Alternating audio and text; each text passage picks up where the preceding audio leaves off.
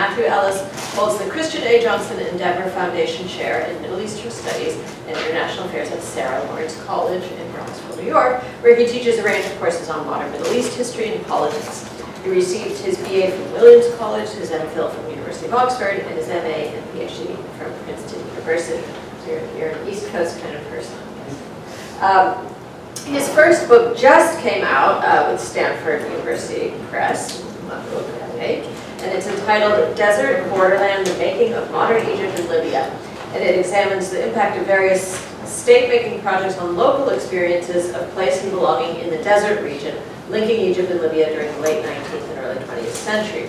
It in particular explores the question of how we should think about the emergence of territorial nationalism in the modern Middle East in terms of borderlands. And borderlands, for those of you who are doing work in Middle Eastern studies, know that borderland is really one of the really promising and interesting subjects for interdisciplinary research. Some of the most interesting work I know is being done on borderlands by graduate students and young scholars. So we're very, very grateful to Matthew for treating this particularly crucial borderland between Egypt and Libya and teaching us something about its history. So without any further ado, allow me to introduce Matthew Ellis. Thank you, Emily, for the kind introduction and for the invitation to come and present my research. And thanks to all of you for coming out on a sort of humdrum day in the Bay Area, although I came from a place that just experienced a weather phenomenon known as a bomb cyclone, with 50-mile an hour swirling winds and blizzard-like conditions, so I'll take this any day. I might be a West Coast person yet.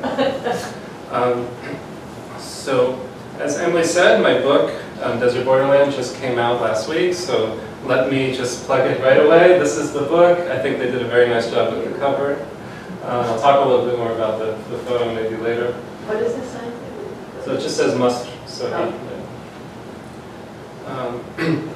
so this project, I'll just start on a personal note, actually came when I was living in Egypt studying Arabic, and I had a friend visiting who wanted to go to the oasis of Siwa, and we took a 10-hour bus ride, via Mosque out to Siwa, and I just spent most of it looking out at the desert and wondering why in Egypt history classes and in Middle Eastern classes we never considered the desert component of territorial Egypt. Why is it always Cairo, basically, and the Nile Valley? And I became interested in questions of how desert space becomes territorialized, and that's really when I started to look into this project. So I'd like to start with an anecdote. On September 2nd, 1910, which was a Friday, the Egyptian government opened a new mosque in Marsa Matruh. Now I don't have a pointer, but Marsa Matruh is on the northwest coast, close to As-Saloum, where the border is with Libya. At this time, Marsa Matruh, which literally means remote anchorage, and it's located on the Mediterranean coastline about 180 miles west of Alexandria and 140 miles from today's border with Libya. At this time, in 1910, Marsa Matruh was still a relatively small outpost settlement. Although its population would swell each summer with the arrival of about 1,000 Greek sponge fishermen, the town had only 398 full-time residents at the time of the 1907 Egyptian census. Yet, for a fleeting moment in 1910, the official inauguration of the Sidi Awam Mosque transformed Marsa Matruh, this sort of desert outpost, into the site of an impressive ceremonial display. So this is actually from a photo book that was published to commemorate the inauguration of this mosque, Sidi Awam, in 1910. And you can see it sort of decked out with banners to celebrate the opening. Taking center stage in the drama of the inauguration was a Zelig-like Egyptian official named Ahmed Shafi, whom the Egyptian Khedive, Abbas Hilmi II, had recently appointed as the public director of Egypt's General Administration of Pious Endowments, or LF. The festivities commenced early in the morning with a ceremonial procession. So here you can actually see Shafi in the center, so the newly appointed director of LF, riding, and he was escorted by several Coast Guard officials. Egypt had a Coast Guard, which is actually an institution that features in my work, as well as a Camel Corps brigade, And this procession marched over a mile from the harbor of Marsa Matruh towards the mosque. So once they arrived, Shafiq sort of set up shop and was greeted warmly by an assembly of Bedouin sheikhs who cheered vociferously for His Excellency the Khedive. So again, Shafiq is here very much representing Abbas Hilmi II. Over the next couple of hours, Shafiq received more local elites, desert umdas, sheikhs, even some Greek merchants, in a large pavilion that had been erected next to the mosque just for the occasion. This was followed by a Bedouin arms display, as well as a rollicking camel race between 4 Coast Guard officers. So here's some more photographs from this book that was published by the administration of OF. So this is an assemblage of Bedouins who arrived to greet Shafiq, the representative of the Khedive. And this is right before the prayer. So they served lunch, and this is right before the Friday prayer. So just before the Salah, before the noon prayer, Shafiq addressed the substantial crowd gathered in this pavilion. He opened his remarks by highlighting the Khedive's personal largesse towards the local inhabitants. And I quote from Shafiq's speech, which was transcribed in this photo book that I was able to see in Egypt. And I quote, "The Khedive extended the railroad lines for your benefit and paved the roads and established markets for the sake of your livelihood. And he initiated the improvement of this district in order to restore security among you. And then he ordered the construction of this mosque in order for you to cultivate your religious feelings." End quote. Just before ceding the pulpit to Sheikh Muhammad Bakhit, who was then the president of Alexandria's Sharia court, to lead the prayer, to deliver the khutbah, Shafiq again closed his speech by emphasizing the Khedive's unique role in transforming the local landscape around Marsa Matruh. I quote again from Shafiq. "I ask God, high and mighty, to extend the life of our great Lord so that we see these arid desert lands become green and verdant with the attentive care of His Excellency," again the Khedive, "and his government. In the name of God and with my master's permission, I proclaim the inauguration of the mosque." With this last line of Shafiq, wild cheers erupted from the crowd, while the Coast Guard troops saluted the Khedive by calling out in Turkish 3 times, "Efendimiz çok yaşa." Now, the wider significance of Shafiq's, here's an image of the Khedive that we're talking about. This is the figure who really looms behind Shafiq's visit in the inauguration of the mosque. The wider significance of Shafiq's remarks lies in his effort, I think, to connect the mosque opening to a much larger narrative of Egyptian territoriality. The erection of a mosque to satisfy the local population's religious sensibilities in what was still really a peripheral backwater became, in the telling of Ahmed Shafiq, the capstone of the Khedive Abbas Hilmi's grand vision for fostering development and civilization throughout the Egyptian West.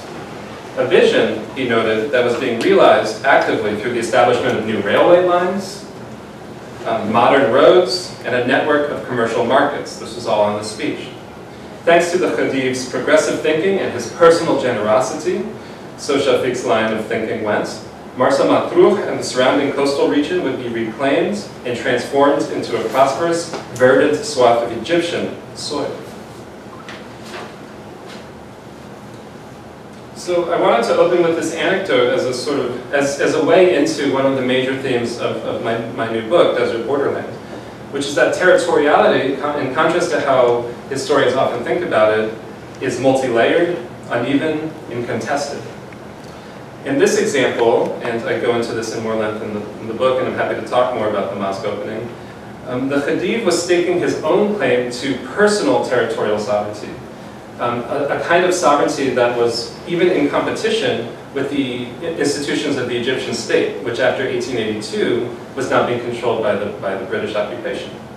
This is the theme that I'll go back to later in the talk. I argue that there was not one overarching practice or experience of territorialization of the Egyptian state in the late 19th and early 20th century. My analysis sort of goes up to World War I. As my book's analysis of the Khedive's designs for developing Western Egypt suggests, economic development and the attendant discourse that you heard in Shafiq's speech was only one of several mechanisms through which Egypt began to gain more territorial definition in this period, in the 3 or 4 decades leading up to World War I. In the book and in this talk, I focus on what I call the lived experience of territoriality. as the conceptual lens that best enables us to capture the dynamic interaction between state and local actors in the forging of modern bordered political identities. Viewed this way, territoriality is not the sole province of state power, something that the center can simply project into the peripheries using various administrative technologies, but something more like a feedback loop between local populations and the center. Also, furthermore, just as centralizing states like the Egyptian state or the Ottoman state in this period were forced to adapt their territorial practices and imperatives in light of a diversity of spatial practices on the ground. This is something that Ottoman historian Meshat Kasaba has explored in his book, Movable Empire. I argue that local spatial practices themselves were transformed through their encounter with the centralizing state. Local spatial practices in this period became more self-consciously territorial. Now, I want to suggest that this is not how we're used to thinking about territoriality. Usually, I guess we might think about Feng Chai-Monichikol's book, Siam Mapped, and the centrality of cartographic representations of the nation-state in forging a sense of cohesive national identity. Or perhaps even more centrally, we might think about Charles Mayer's seminal writings on territoriality. And the story that Mayer tells us is more or less a linear one from Westphalia all the way through to the 20th century, where you see the ascendancy of notions of modern bordered territorial space. So the first thing that states, centralizing states from Westphalia onward want to do is close off their borders and enforce them as best as they can. And then there's a new phase of territoriality that gets going more in the industrial age with new administrative technologies, where states are trying to activate the space within and extract as much revenue and resources from the enclosed space. But it's about enclosure.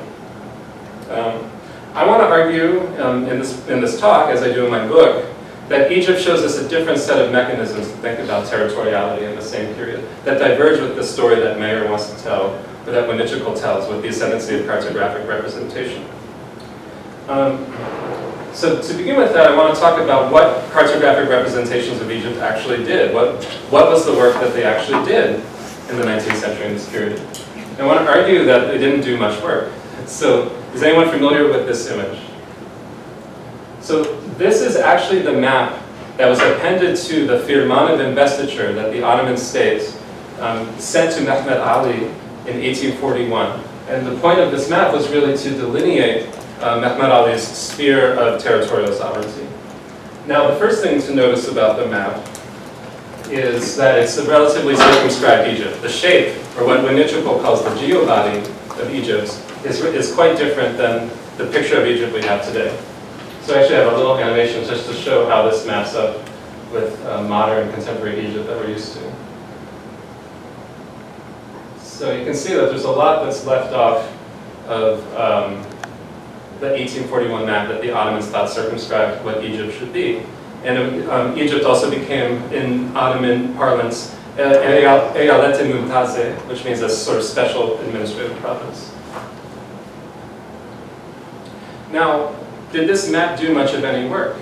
Well, it's really hard to say, because in the research that I did, it became clear that this map, this fundamental map defining the Ottomans' relationship with their Egyptian province, went missing. At several points in the sort of archives, there was a lot of people interested in finding this map and making mention of the fact that they couldn't find it. In the Taba disputes of 1892, Cromer wanted to find this map, but he said it couldn't be found anywhere. Right? The Italians were interested in the map. Lots of powers and parties were interested in this map, and they couldn't find it. Cromer thought it burned in the Egyptian archive fire at some point in the 1880s or 1890s. Right? So this map that seems so ostensibly important for defining the territorial scope of Egypt actually goes missing and seems not to have loomed very large in Egyptian state thinking in this time. So this is just side by side, so you can see the differential in shape. So what were the kinds of maps that did matter in late 19th century Egypt? Now this is actually a map that I collected in the Hoover Institution Library, just down the peninsula a little bit. And this was before the British occupation, but this was an example of resource mapping that the Egyptian Interior Ministry undertook in the 1870s. Now, what I like about this one, and the reason that I put dates in the book, is that dates are the #1 resource of the 5 Western Egyptian oases. But here, pardon me, the western oases west of the Nile are nowhere to be found. Right? So it seems here that what's important for what's mappable, what it's important for mapmakers to stress is where revenue can be gathered.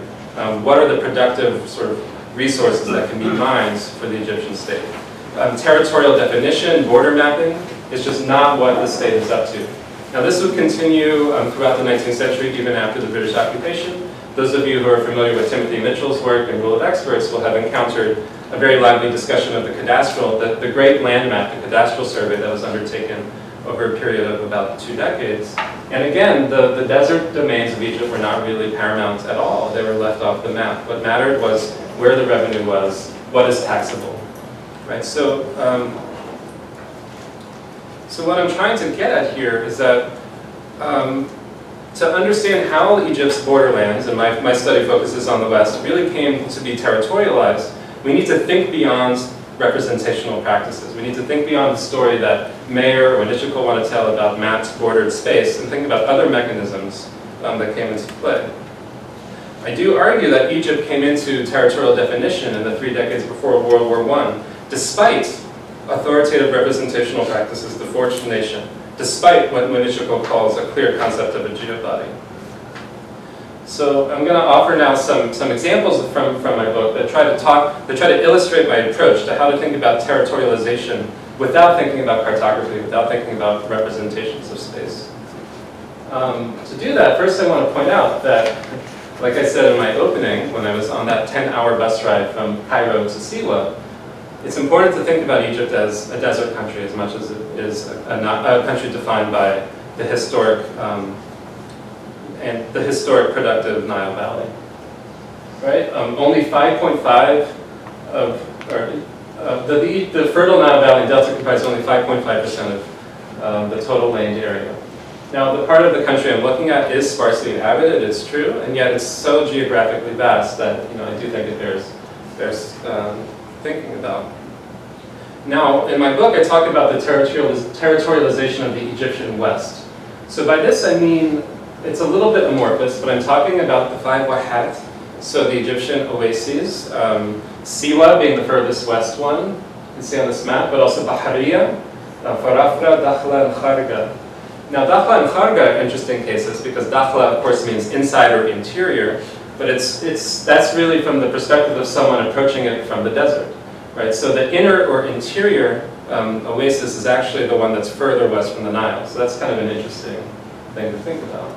So I'm talking about the 5 wahats, I'm talking about the sort of amorphous desert space in between, and I'm also talking about the northwest coastline, which is really what looms large in the story of Khedival development that I'll get into a bit later. So this is sort of the region I'm talking about as the Egyptian West. And I should put out there, I'm thinking about Mia here, I'm really an Egyptian historian, but my work carried me over into Libya. I found that I couldn't really tell the story without thinking about Ottoman territorialization of Libya after the Tanzimat, and especially in the last 2 decades of the 19th century. But my first approach to this material is through the lens of Egyptian territoriality. It's also important to note, something I go into more detail in the book, that even though I'm calling this region the Egyptian West, and it gives it sort of coherence, it's not at all coherent administratively.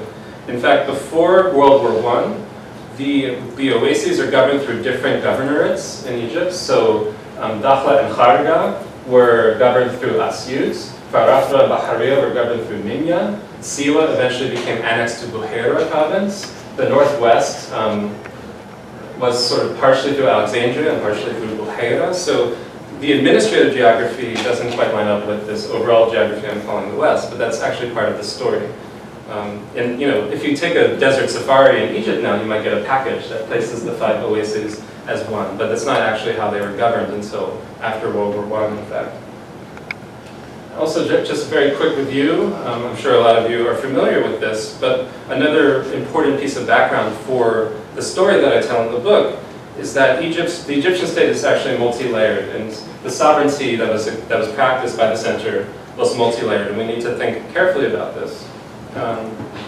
Of course, Egypt was an Ottoman province after 1517. However, as I alluded to with the map, Mehmed Ali was this rogue pasha who amassed his own army that rivaled Istanbul's. and after a story that I won't get into here, I'm sure a lot of you know it, he was able to win a concession from the Ottoman government of hereditary rule from 1841. And so it was his dynasty, his descendants, who were the sort of technical sovereigns of Egypt until the 52 revolution. But of course, after 1882, you have the British military occupation with a residency, Lord Cromer being the resident general from 1882 to 1906, really calling the shots and commandeering a lot of aspects of the Egyptian state. The upshot of this is that there were really, if you think about it, and it's not typically told this way, three sovereign masters of Egypt in the late 19th and early 20th century. The Ottomans, the Ottoman Sultan still has suzerainty. The Khedive, although he's embarrassed and humiliated left and right by the British residency, is still sovereign, and I try to argue that Al-Assimi was very interested in exercising sovereignty. And then you have the British practicing sovereignty. So you have this kind of composite layered structure of the sovereign state in Egypt from 1882 on. I'll go there in a minute. And lastly, we do have efforts by the British residency, the occupying force, to centralize and standardize the administrations of the state after 1882. We have some wonderful new work in progress and already coming out about sort of the colonial state in Egypt. And my work, I think, is in dialogue with those such as Aaron Jakes, and is really trying to rethink what we mean by the colonial state after 1882. But for my purposes here, I just want to emphasize two aspects of this. First is the era of legal reforms that were underway in 1883. So 1 year after the British occupation, they established the native courts, which was sort of a new legal institution that really tried to standardize and regularize the jurisdictional practices of Egyptian law. And then 1895, 1896, largely in part response to what the Khedive was doing, the British decided to take over the interior ministry and start to regularize the practice of local governance, so that everyone in the local administration, from the lowest umda all the way up to the center, would be sort of in a neat hierarchy. So how does this play out in the Egyptian West? So I argue that this practice of centralization that you see after 1882, 1883 produced what historian Lauren Benton has called, in a very different context, but I think is still helpful, legal enclaves of disaggregated and uneven sovereignty. The centralization in the West and the oases that I'm looking at produce a discourse of otherness, and state territorialization actually produces unevenness, so that locals can now relate to space differently. So to illustrate this point, I'm going to focus on one of the locales I study, which is the oasis of Siwa. Has anyone been to Siwa? And Siwa it's a really striking place. The Siwans are of Berber descent. They speak dialect of Tamazight. They were fiercely guarded of their autonomy for centuries, really quite autonomous from the Egyptian state. Mehmed Ali, starting in 1820, occasionally launched campaigns at the Siwans to exact taxes, so you sort of saw a nascent notion of territorialization of the West, but then the state would disappear for 20 years, it would come back. So Siwa is this sort of remote outpost. It also lives on in Egyptian lore. If anyone is familiar with Baha Tahir's novel, Sunset Oasis, or Wahid al-Khurub, he sort of goes into the romantic fantasy life that Siwa plays, or in Egyptian culture. So, Siwa just show you some pictures. It's a really beautiful, lush place. These amazing palm groves and lots of desert springs. It also has the storied oasis, oracle, that Alexander the Great is said to have traveled to consult when he arrived in Egypt. You can see what's left of the oracle temple in the top right photo. There's also a magnificent old fortress town in the center of Siwa. You can actually see what it looked like before. Apparently a rainstorm came in the 1920s or 1930s and melted a lot of it. So Siwa is a really striking place to think about. Now I mentioned these legal reforms from 1883. Now we know about the establishment of the native courts, but there was a second law passed that year that was more about jurisdiction. In December 1883, after the one establishing the native courts, there was a law that actually tried to fold provincial administration into a more standardized framework. Now, taken together, these legal reforms of 1883 upended the traditional judicial order in Egypt's oases. In Siwa, justice had been administered up until this point by a local court, Mejlis Siwa, and it was presided over by a quorum of sheikhs who had long overseen the administration of justice in the oasis. This December 1883 jurisdiction law, however, abrogated the authority of Mejlis Siwa by placing the oasis under the jurisdiction of Alexandria's native court, these new native courts of first instance. So this meant that anyone who had to go to court would have to travel all the way to Alexandria. This was before roads, this was before railroads, so it's a tall order. However, so this was the intention. However, Siwa's incorporation into Egypt's new centralized judicial regime did not go according to plan. In September 1884, the Egyptian Council of Ministers passed a special law exempting Siwa from the December 1883 jurisdiction law. As a result, Siwa was no longer under the jurisdiction of Alexandria's native court. Instead, the administration of justice returned to Mejlis Siwa, just as had been the case prior to the law.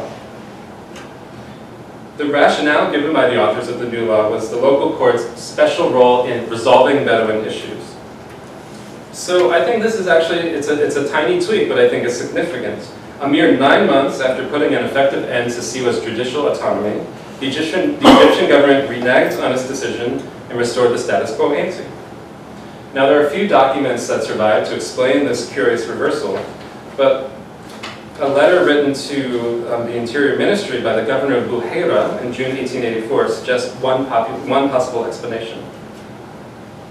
So I think the language of this document is quite interesting, because the Mudir begins by saying that Egypt is among the dependent territories of Buhaira, so saying it is sort of part of territorial Egypt.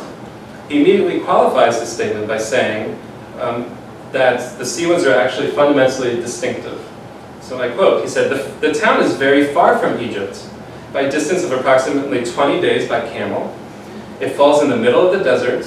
Its people have different customs and linguistic conventions and tastes that diverge completely from those of Egyptians, by virtue of the fact that they are pure Arabs. So he uses orban there, if you're interested in the Arabic. So, I mean, this is very interesting. So Egypt in the 1880s, under the auspices of the British Residency, are trying to standardize and regularize their judicial system and their administrative system, but they immediately renege on how that would look in Siwa, saying that Siwa is too far, its people are different, they're not really Egyptian. So at the same time that you see regularization, you see a kind of de facto decentralization. The same thing happened in the other oases, and I go into this in some detail in the book. I'm not going to belabor it here. But if you look at Dakhla and Kharga and Bahariya, you see similar processes. 1883 was supposed to fold them into the central legal system, and then very shortly after you see a reversal in their decision.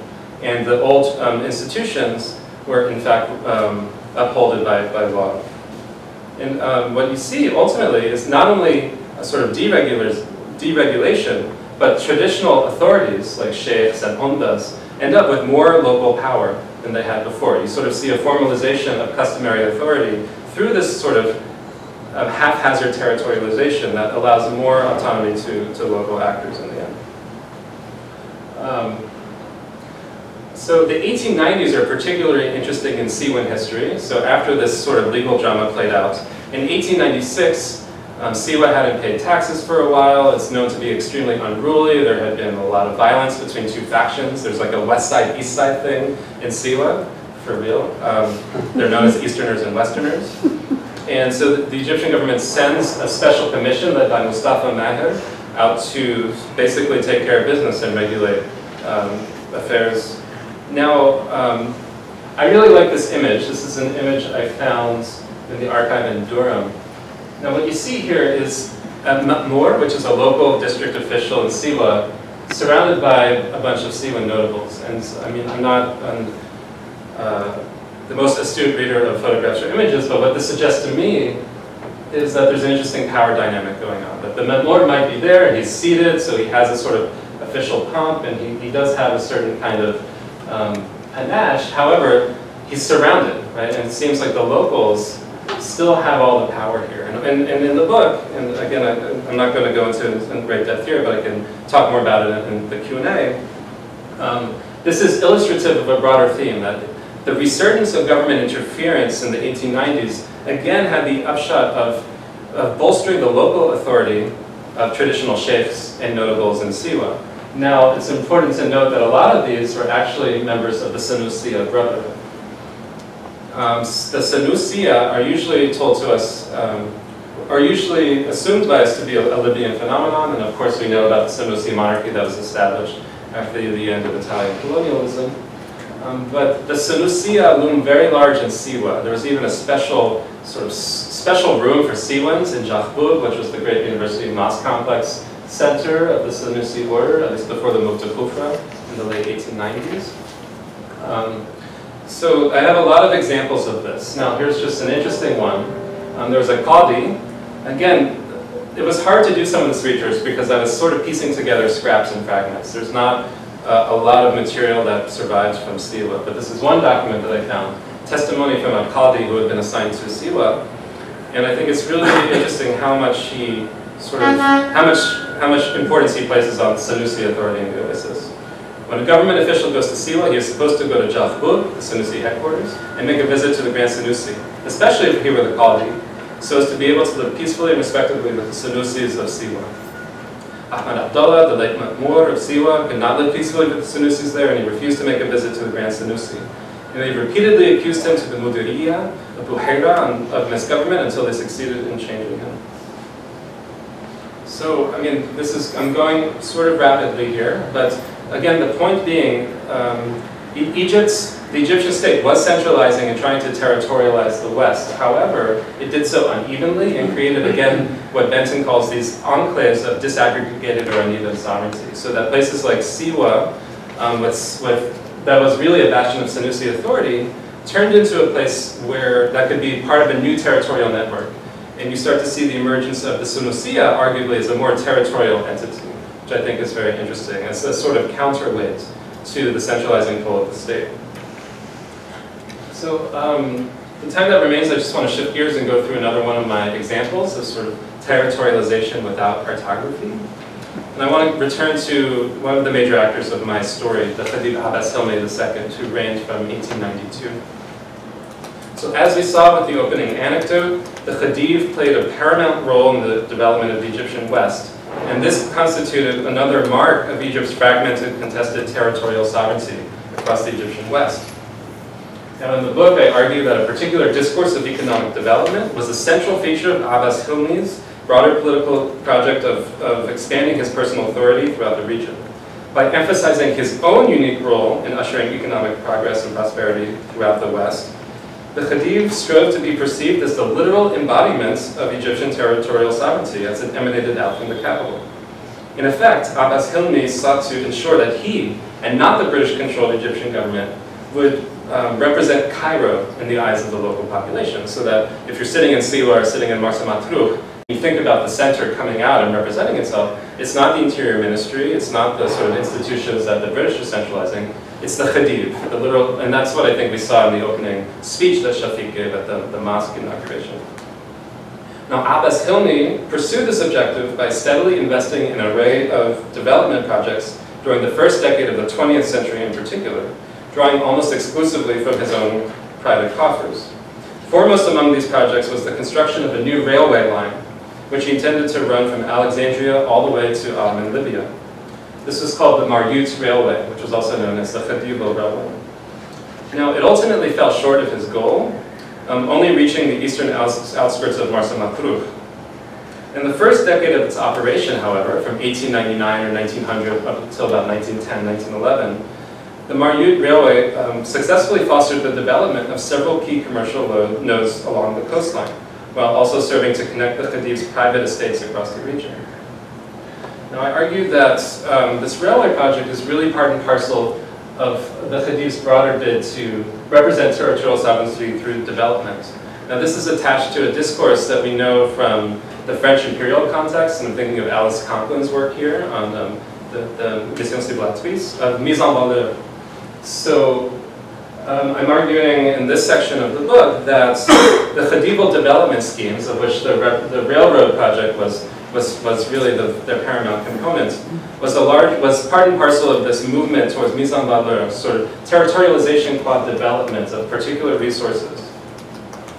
Now it's interesting to think, so we actually have some testimony from the Khedive himself and what he was up to. So this is a long quote in which the Khedive talks about his founding vision to redevelop the Northwest, which of course he was not alone in recognizing had once been bountiful in ancient Roman times. So he wrote, and I quote, "The country which extends to the west of Alexandria towards Tripoli is quite unknown to travelers. It is generally thought to be an immense desert. I decided one day to make a long trip on horseback through this unknown land. To my great surprise, instead of finding a sandy desert as I had expected, I found a rich soil excellently suited to cultivation. The soil is not as dark in color as that watered by the Nile, but it is evident that it has, under the Romans, supported a large population. Everywhere we saw the remains of towns, villages, and farms occupied at one time by the Romans." So now, once he discovered the region's tremendous agricultural potential during his travels, the Khedive proceeded to purchase considerable land holdings all along the coast. So a lot of these towns that you see in the railway were towns that weren't much of anything before the Khedive got going, but he developed properties all along the coast.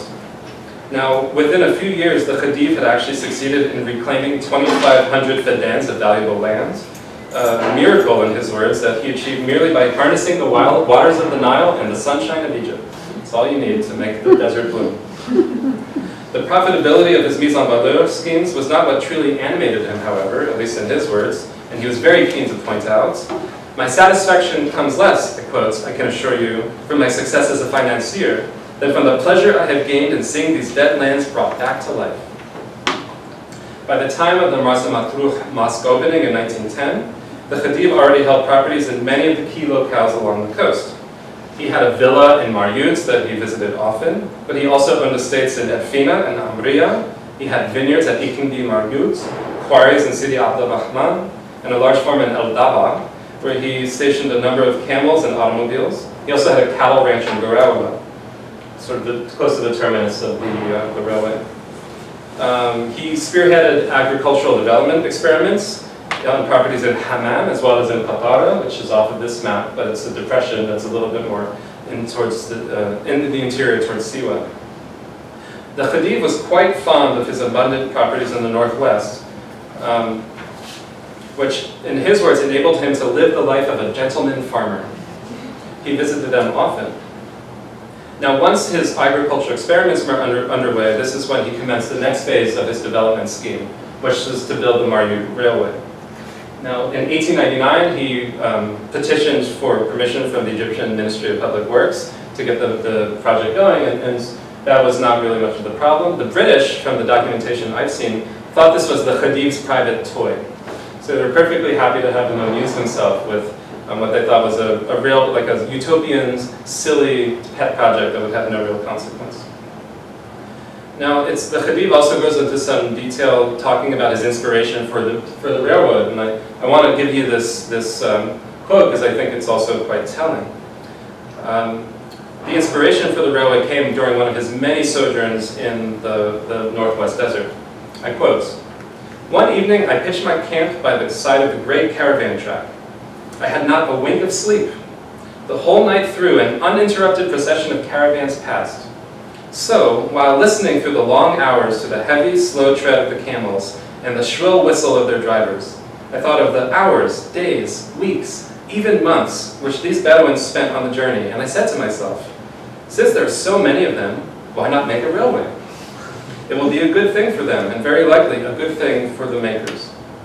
When, later on, far away towards Tripoli, I saw the rich oases whose products were tied up, the cattle which could not be sold, the animals fed on figs and dates for which there was no market, my mind was soon made up. I set to work immediately and began the construction of the line."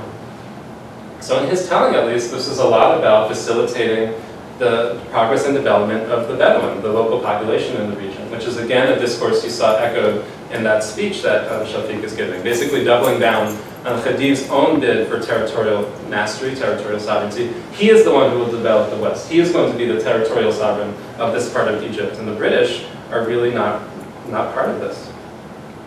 So construction began in 1899. He actually hired a German engineer to design the railway line and to oversee the construction. By 1912 or 1913, when construction was halted, the Khedive basically ran out of money and ended up selling the railway, and that's a story I go into in the book and can talk about a little bit later.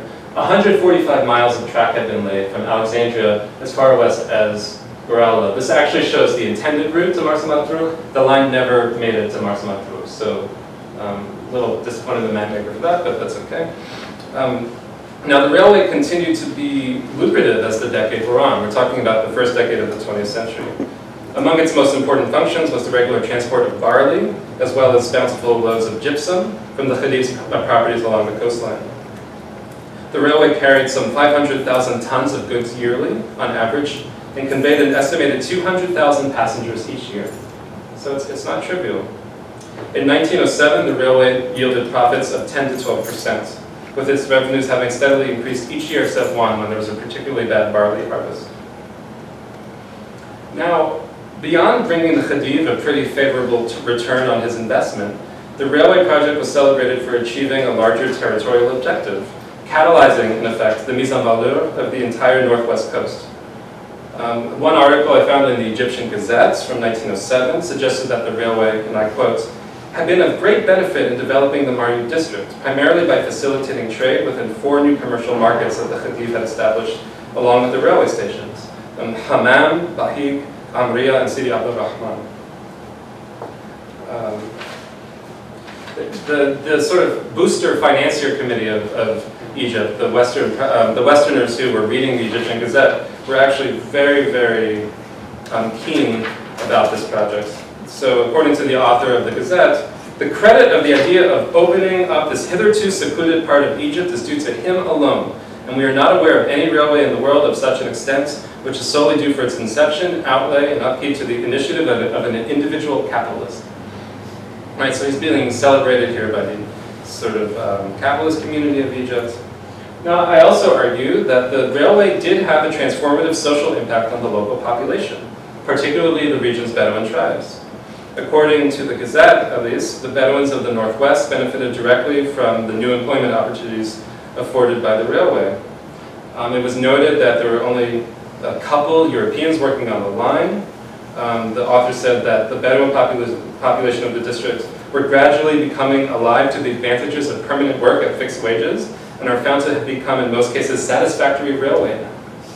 Now, this evidence is a little bit anecdotal, but there's also evidence from ethnographic work taken a bit later that the Bedouins were, in fact, quite keen or enthusiastic and remembered their work for the Khedive's development projects quite fondly, and were quite upset about the fact that they were left out of further development schemes that took place starting with the Nasser regime in the 50s and 60s, that there was an experience of Bedouin labor and sort of local knowledge and local labor that was involved and included in the developments, that sort of experience was basically thrown out the window. But this is really something that's important to think about from this period.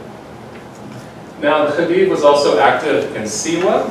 Just want to tie this together. He was buying up plum properties in Siwa, such as Ain Koresha. So here's a diagram from the archives I found. The Khedive bought this up. He hired local labor. He tried very hard to ingratiate himself to local notables and local leaders and basically become the key central figure in Siwa as well. He also privately financed the creation of Siwa's biggest mosque, the Mosque of Sidi Suleiman. Now, this wasn't finished during the Khedive's reign, and he was deposed in 1914 by the British.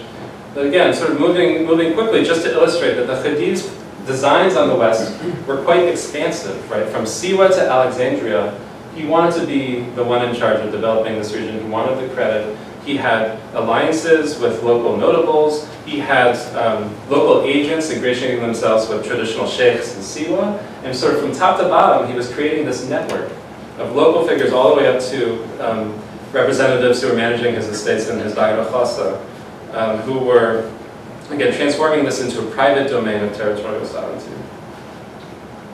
So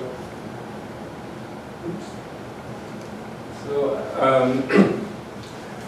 another way that I illustrate this, but I don't have the time to get into, is that there was a famous murder case in Siwa in 1909 when the Moor was murdered, and by the paramount Sanusi authority. And the Khedive actually played a very important role in managing the fallout of that, commuting sentences, and basically allowing the Sanusi leaders to get off sort of scotch-free. I mean, there was one important figure he couldn't save, but the rest of the family just took care of it. And I think this, the murder case that I reconstruct is illustrative again of the fact that we see a sort of private Khedival vector of territoriality that's being projected into places like Siwa in this time.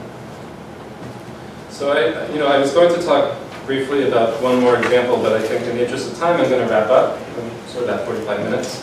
So sort of the last third of the book is more about the Ottoman side of things and talks about the final sort of mechanism of territorialization in this period, which is competition between this nascent inchoate Egyptian state that's flexing its muscles as an independent nation state, and the Ottomans who are trying to re-territorialize in eastern Libya, this notoriously bankrupt Benghazi province, and try to shore up their revenue collection among the Bedouins, who are then fleeing over the putative border. And that it's sort of puzzling over Bedouin mobility and movement. The Bedouins keep crossing to and fro and raiding each other. That calls into question the Egyptian-Ottoman relationship in this borderland. So this is another key part of the story. I'm sorry that I can't do everything in a short talk. But by 1902, the Ottomans decide to occupy, they establish an outpost in Solun, which you can see in the top left corner of the map on the right. And that creates what I call a border crisis, a bona fide border crisis between the nascent Egyptian and the Ottoman states, in which they're constantly jockeying for power. Now they're looking for the map again, the 1841 map in this period. No one can find it. No one knows whether Solun is Egyptian or Ottoman. There are really funny discussions about this. At one point, the British residency in Cairo sent someone to the British Library in London to look at every map ever printed on Egypt. They can't determine whether Solun is Ottoman or Egyptian or what. So there's really great stuff about this. And there are a couple of interesting upshots of this. One is that throughout this so-called crisis, and it is treated like a crisis, neither the Egyptian officials nor the Ottoman officials want to draw a map. They do not want to authorize a demarcation commission because they know that that's going to unearth uncomfortable questions in the Ottoman-Egyptian sovereign relationship, which had been left amorphous. The Italians are constantly, the Italians who have designs on Libya, obviously from the late 19th century, are constantly pressing their, their diplomats to go to Istanbul and Cairo and say, we need to demarcate, we need a map, we need to figure out what parts of territory belong to whom. So they're actually pushing for a kind of more standard conception of territoriality. Let's draw the borders, let's see where it goes. And the Ottomans and the Egyptians instead were in favor of amorphous territoriality, where they did not want to draw a boundary line. They thought it would actually be easier and more stable to leave it unmapped, which I think is a really interesting conclusion. So the border wasn't resolved when the Italians occupied Libya in 1911.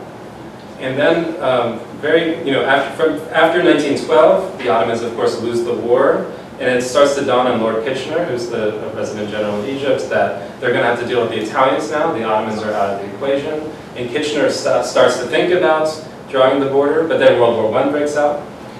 Right? And basically, from 1919 onward, you start to see a move towards a border settlement, but it actually takes 6 years.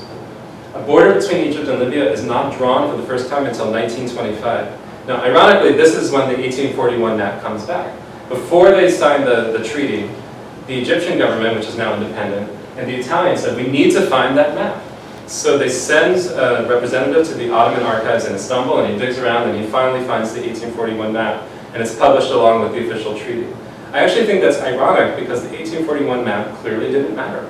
Right? For most of the period that I study in this book, that definition of territorial Egypt as bordered space was basically out the window. And there are other ways that local actors and state power were interacting to create a sense of territorial definition or borderedness without that map mattering at all. Arguably, the map, once it is finally drawn in 1925, still doesn't matter all that much. So if you look at the image on my book, which I actually found on a tourist Flickr feed. This is a great find, and he was very gracious in giving me permission to use it. right? There's still wide open stretches of this border that are not demarcated, or that aren't that policed, right? This is just a garbage can with a sign that says Egypt sticking out of it.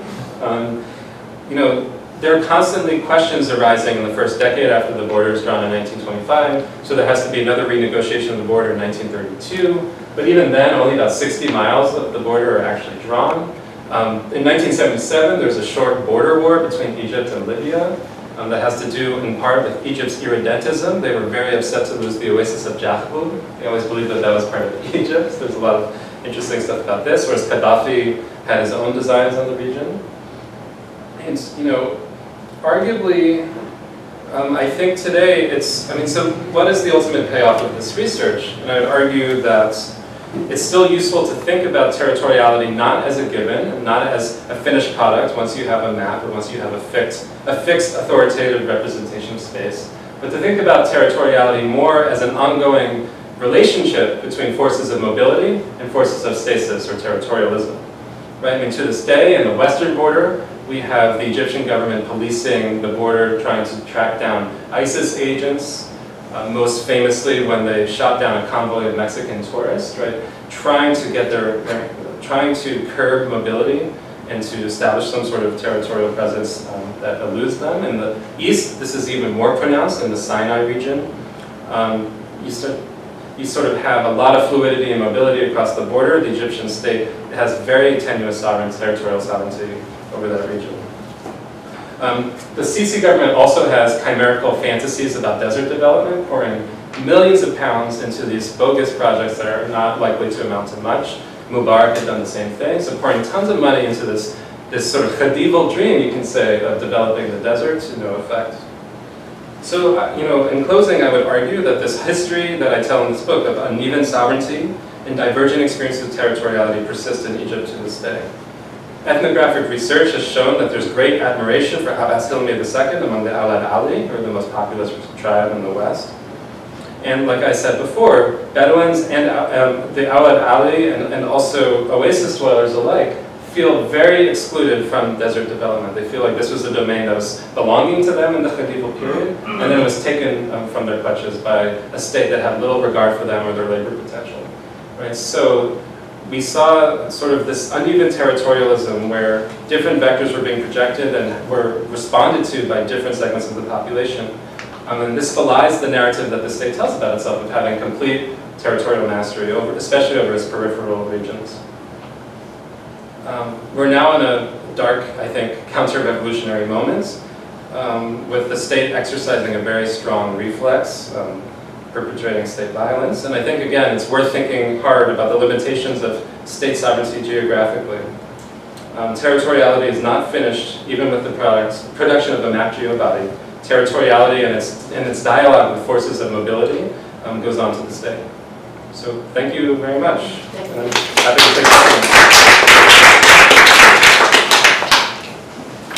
We'd like to ask questions, discussions, so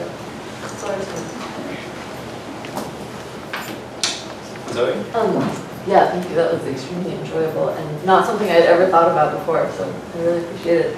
So if I kind of followed the pieces, the components correctly, and I know that you were kind of going quickly, so I'm sure there's more to say. I'm curious in how the relationship between the state and the Bedouin and kind of within the Bedouin community, the leaders and you know, the rest of the community actually mapped out, because you were saying in the beginning that there was a sort of long history of resistance to centralization, to kind of state interference, a guarding of autonomy, and then you talk about this kind of Khedival alliance where there was actually a lot of productive work that seems to have gone on between the tribes, and then a kind of leaving the tribes out of future development process. And so I'm kind of interested in why there was this close guarding of autonomy, but then this sort of shift over to really getting behind Abbas Hilmi's project.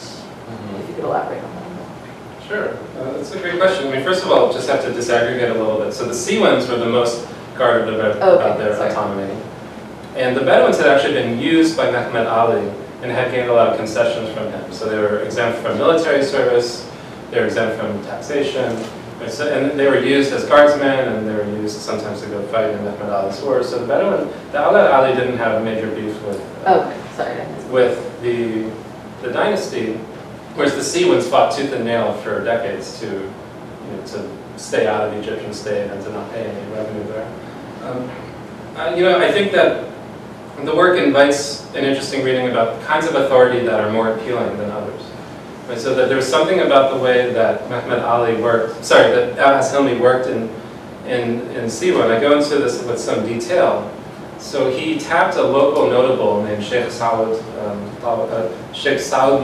Mohammed Saud Tawiya to be the local agent of his Daira Khasa, which is his own sort of private bureau or his collection of properties.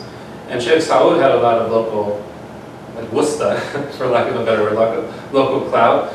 He was connected through marriage to the Sanusi notability. And so Abbas Hilmi, he also, and I actually should have talked about this, took a visit to Siwa in 1906, where again he very carefully stage managed his visit and ingratiated himself with the local notables. And so there's something about the way, and arguably the way that he chose to build the mosque and to honor local customs. Sidi Suleiman was a revered local figure.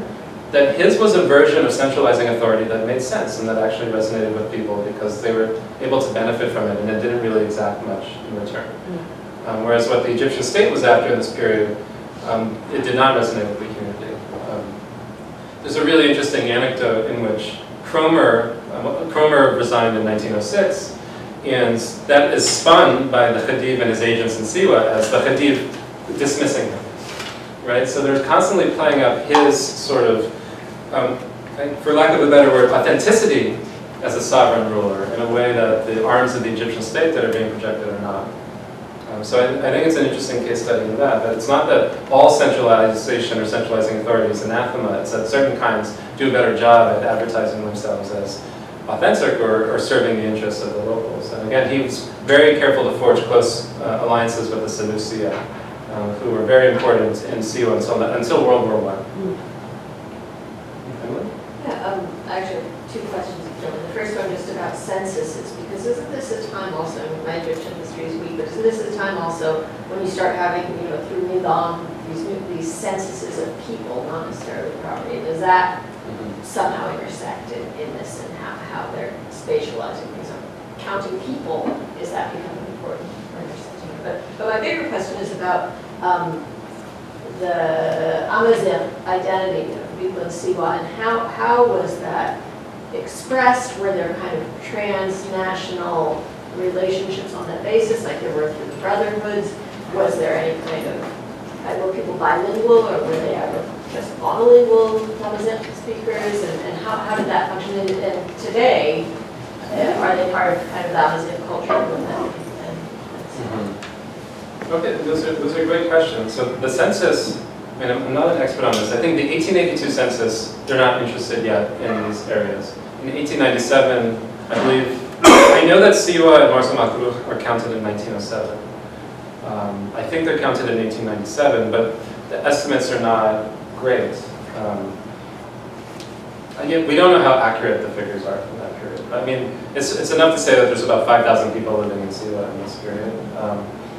Actually, there's more resistance to a tree census, right? Because they don't want their fruiting trees to be taxed than there is to counting of people, which is interesting. So it seems that I know that there's a whole history, especially in England, of resisting census and being counted. But in Siwa, I haven't encountered that. The archival evidence I have seen is more about they don't want to be taxed. They don't want anyone coming up to their trees and telling them how many. So there is fierce resistance, so that there was a tree census once taken in like the 1860s, and there's not another one that's able to be taken until after World War I.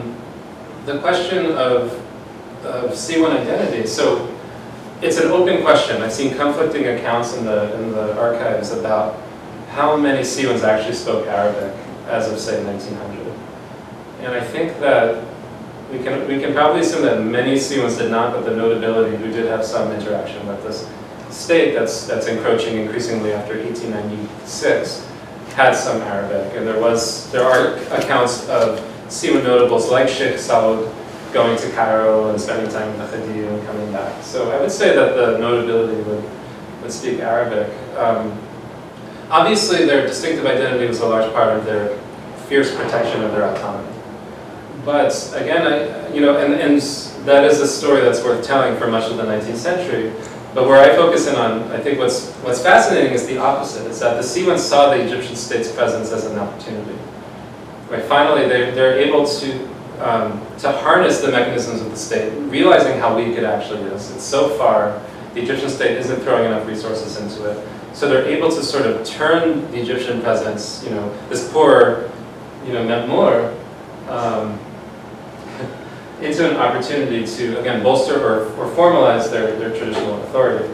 We actually see this in a new set of tax laws, right? So in the book, I talk about some new laws that are passed for Siwa in 1897 that are basically inscribed in the central law books, but what's striking about them is how much power they give to traditional notables, right? So they're able to negotiate the terms of state centralization, and in turn, I think, have more power to sort of territorialize their own sense of self. So I think that, maybe I need to spell this out better, but that there's a sort of territorialization of the Senussi realm that goes hand in hand with this Egyptian state centralization. They're kind of working in tandem. And at least for 2 decades, the locals are able to really harness Egyptian state centralization to their own end. The same way that the Bedouins are able to do that with the Ottomans. The Ottomans are centralizing from Ghazi province, and then the Bedouins are able to sort of take flight and sort of forge new alliances to make that work for them too. So again, I'm trying to argue a little bit against the James C. Scott narrative that there's always, the central state comes and then there's resistance. Right? That actually there's an interesting kind of local politicking that works. And luckily, I was able to find about 100 documents from Siwa in the Khadiv's private archives, which allowed me to go really close to the ground. A lot of documents from Siwa notables to each other that are really about local politics and the way that they're able to harness the Khadiv's presence as well as the Metmor's presence to get what they want.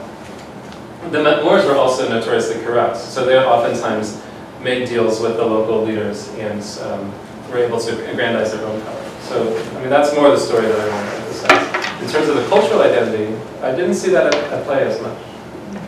In this period. Was there a sense of being part of the larger Berber nation, or? I saw more the Senussi connection looming large, right? So that there was a lot of interplay between Jahlud and Siwa. I saw the Senussi connection looming larger than the sort of Berber connection. I just mentioned because as a Moroccan historian, the Amazigh in Morocco are always talking about Siwa. Oh, They're really? always saying our people go all the way to Siwa, Siwa, Siwa.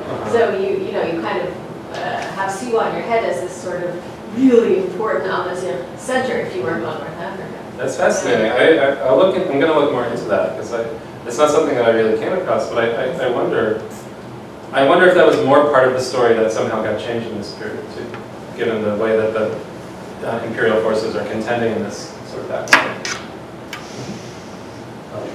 Yes. I'm interested to know how this religious relation work out. So in Siwa and Western Egypt, Senussi people are dominant, but as we know, Al-Azhar was trying to become more dominant throughout the country, after the World War, and so was this a conflict between the religion, the religion that is in the center, that is in the valley of the Nile, that is in the delta, and the religion that is practiced in Western Egypt, and how in the modern days, after the Akhwan al-Muslimin took power with Morsi, and did that have an effect to it with the relations of the central, the peripheral Western Egypt? I'd say that there's absolutely a conflict. Anyone who's read Evans Pritchard knows that it's those figures that he gives with the Senussi are probably grossly overinflated, and it's an open question, right? And as Michel Legal has shown, there's this kind of colonial genealogy of overinflating the clouds and just the sheer numbers of the Senussia across Libya and Egypt. And yet, as best as I can tell, the Senussi were really ascendant throughout the West and along the coastline. And I don't know really if Azhar's authority had much clout there. I think what I saw was Abbas, right, if we can sort of read Abbas Hilmi against the grain, he would visit when, he spent so much time in this region, something that no one has really talked about, constantly leaving Cairo or Alexandria to go visit the northwest. He would always go to Sanusi mosques. Right? He had relationships with Sanusi leaders all along the coastline. He had relationships with the Sanusis in Siwa. And I think he was really keen to play that card. I think, again, Azhar was something that was being dealt with by the British Interior Ministry. So again, he was constantly, especially after he was thwarted early in his reign, when his pick for the head minister is basically deposed by the British. He's constantly looking for domains that he can control. Right? So I think Sanusia was one. LF is another, right? Hives endowments.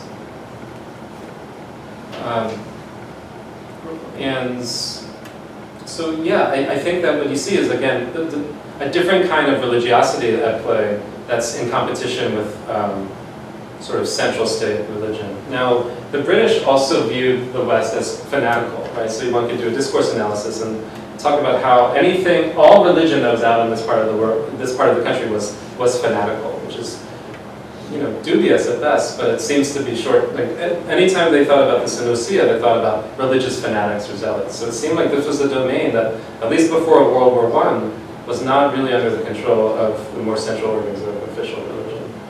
And that's the best that I can answer that. Today, I have to do more work to understand what happened to the Sanusi in Egypt after World War I. The Sanusi were obviously of paramount importance in the Western Desert Front during World War I. There was a short-lived rebellion against the British that didn't really succeed. And then from the evidence I've read, the Sanusi influence somehow dissipated after World War I pretty quickly. And I think there's more to that story, and I need to look into it. Certainly before World War I do think you see sort of two religious domains that map along the different kinds of territoriality that I talked about. Yes, I have two questions. The first is just about placing the story comparatively in the Middle East. And so if we think about centralization as a spectrum, Egypt is often heralded as an example of maybe perhaps a more centralized or more nationalized state, certainly compared to other parts of the Middle East. Would you say that your story about how certain local strategies certain strategies towards local populations may have been more successful? Would you say that may be perhaps one of the reasons that Egypt is thought in this way? Or essentially, how would this part of history contribute to how we think of Egypt comparatively? Mm-hmm. And second, I'd like just to elaborate a little bit more on the concept of territorialization without cartographic representation. Mm-hmm. Because it sounds to me like, from your story, that the fact that they kept trying to look for the map means that it does have the fact that the map was lost, but then they still kept trying to look for it. Sounds to me like cartographic representation does really matter. It's just that in this case, perhaps it was due to some sort of accident lost, but they're still always looking for it. And then when they decide, let's not draw the borders because there's a recognition that will create territoriality. So they decide not to. So it does sound like that's always part of the story. So I'm just curious, like, what exactly do you mean about thinking about this without the cartographic? Sure. So the first question, I guess, I'm trying to take issue with the historiography of Egypt as a special case. I'm trying to situate it more firmly in an Eastern Saharan milieu and an Ottoman milieu. And I think that when you look at Borderlands, and it goes back to Emily's introduction, you start to see things that you don't see when your gaze is focused on the center. Right? So in the center, the Ottomans don't loom very large at all, but if you look to the west, the Ottomans are very important actors, right? They occupy Saloum, they're sending incursions out into western Egypt, they're trying to collect taxes, they're going after Bedouins, the Bedouins are running from the Ottomans, right? So, Egypt was historically very good at centralizing the Nile Valley, but again, no one has really looked at what it means to centralize this entire swath of desert territory. So I think I'm putting in more dialogue with Ottoman studies that look at re-centralization of the tribes. But to make it more fluid, that you can't really understand Ottoman re-centralization of Libya in the Tanzimat era without looking at Egypt. And you can't really understand Egypt without looking at the Ottoman-Libyan connection. That there's a broader Eastern Saharan story to tell about the territorialization of this large swath of Egypt. Does that answer your first question? And the second question, yes. Are they periodically looking for the map when they think it would be helpful? Sure, absolutely, especially the Taba dispute. It doesn't really come up until the Tabo dispute of 1892. The first wave of the Tabo dispute, it came back again in 1906, when Egypt and the Ottoman Empire finally had to settle that question. But I guess what's interesting to me is that in the whole period I'm looking at, the map is never drawn. And yet I do argue that Egypt and Libya took on sharper definition, that by the time the Italians occupied Libya, there's a general sense that we know, and the Bedouins know, the local populations know, if they're in Egypt or if they're in Libya. And there's never been a marker placed on the ground. There's never been a map that anyone's brought out to show them where they are. So I'm very much interested in local perceptions of space. And the part of the book that I didn't really go into at all, where the Bedouins are constantly moving across, is actually really important in that regard. Because their mobility calls attention to the amorphousness of the region. And then the Coast Guard first responds and starts to talk about our Bedouin. And then Cromer picks up that language and starts talking about our Bedouin versus Turkish Bedouin. Right? So that by 1911, there is a pretty sharp sense of territorial definition in this part of the Eastern Sahara, even though no one had drawn a map and no one had bothered to demarcate a path. Right? So that, I mean, it's not that, and again, I'm very happy to say that the Italians are constantly pressing for more conventional border territoriality. But it never happens, it never sets in, and yet a different kind of territoriality emerges despite that, is all I'm trying to say. Yeah, it's a fascinating book and paper, I like it very much. Mentally I can compare it with the border between Yemen and Saudi Arabia, and that was only finally signed as late as, I think, 96, and the British defined it in 37. But there's a certain interest in your work in both the influence of transportation, so camp, i.e. Bedouin, and what's perceived as Egyptian, which is more a civil structure, and a Libyan settlement, I say. What I've observed is that the diffusion part, the part that is undefined, is desired. It's a softening point, so that the Egyptians really don't want to say to the Bedouin, well, no, you can't come this far with illegal things we need to buy. It's okay for you to transport across to Libya things we want to buy. So at that point, then, there's a conscious decision not to have it defined. And I don't know, when they were looking for an early map, my observation of the Bedouin is they move it according to the climate, the political climate. They choose it to be diffused. The Bedouins are really defining when they were in Egypt and when they were in Ottoman Libya. Absolutely. I think Rory Stewart wrote in his book The Marches, which is a discussion of northern England between what is England and what is Scotland, up until the time that they removed the wall. Hadrian's Wall moved, I think, 8 times up and down. So, and that's the area that's now called in England the Borders. But they didn't stop fighting until they removed the border. And when they removed it, there was no point to fight, and they stopped fighting. But it's still, by the people who live there, they know sort of when they think they're in Scotland and when they think they're in England, and it's sort of, it's settled almost. But from the point of having camels, when the railway and the car are, nothing, just absolutely nothing, then Bedouin have a huge control. What happened once flight became important with things like Arabian borders is, well, those people down there don't matter anymore. You can fly or illicit stuff. Right. And that again removed a lot of the impetus of the border. And they still hide things in cars. But there are places you can't take cars, you can only take camels. And so then again, the Bedouin retreat to that space, and that becomes their space.